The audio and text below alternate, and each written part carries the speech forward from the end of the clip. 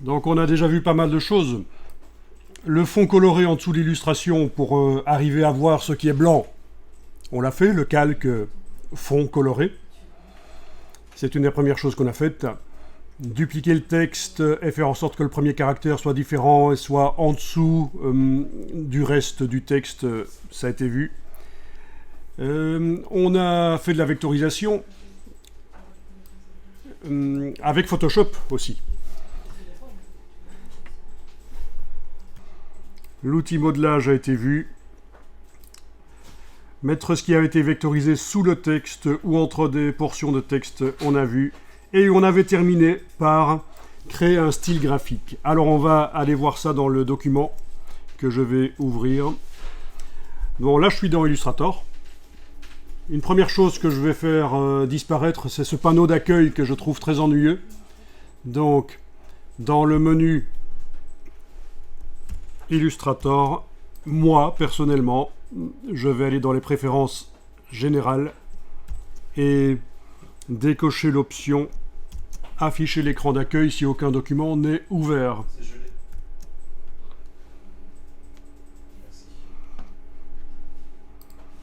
Voilà.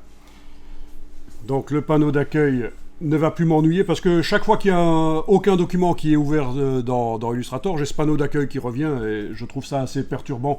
Mais vous pouvez le garder si vous voulez. Vous n'êtes pas obligé d'aller décocher ce que j'ai été décoché là dans les préférences.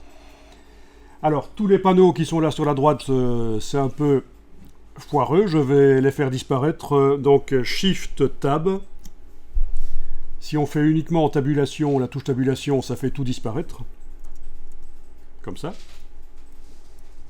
Mais Shift Tab, ça fait disparaître les panneaux de droite. Ça fonctionne aussi dans Photoshop et InDesign. C'est super pratique.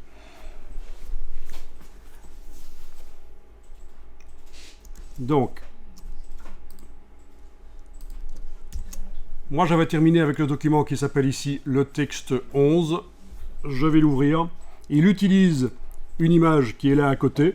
Par contre, il utilise aussi une autre image qui n'est pas là. Et donc je vais avoir un message d'accueil et qui me propose de préciser où se trouve l'image manquante qu'il n'arrive pas à trouver.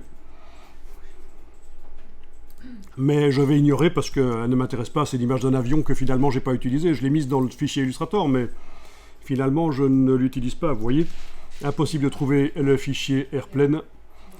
Donc là, il me propose d'aller indiquer où il est, mais je vais ignorer en fait.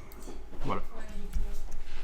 Donc ce fichier-là, l'image en réalité, il ne la trouve pas sur le disque dur. On la voit dans le document Illustrator, mais si on voulait vraiment faire du travail sur cette image dans Illustrator, ce serait un peu problématique, il ne trouve pas le fichier. Par contre, cette image-là, il la trouve, puisque elle était là à côté. Donc ça, il faut faire attention quand vous transférez des documents d'un ordinateur à l'autre, il faut évidemment que les ressources du document soient transférées avec.